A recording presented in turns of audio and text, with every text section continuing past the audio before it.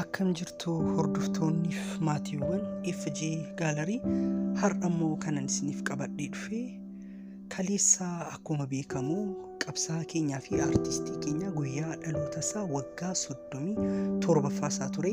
Kanaaf aartistoonni bebbeekamoo akkasis maatiiwwan akkasumas immoo weellistuu Zabidaa jechuunis sagaleedhaan gargaartii kan jirraa faaratti galaa turte kabajaniiruu fi jechuudha. Anis viidiyoo isaa gabaabduu daqiiqaa tokko keessaa ol hin caalle isiniif qabadheetiin jira.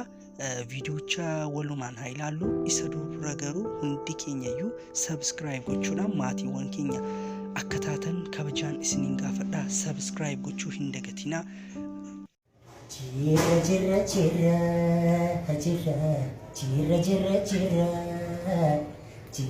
jira jira jira jira jira jira jira bulee bariyakuuf karaan wallise yaanwi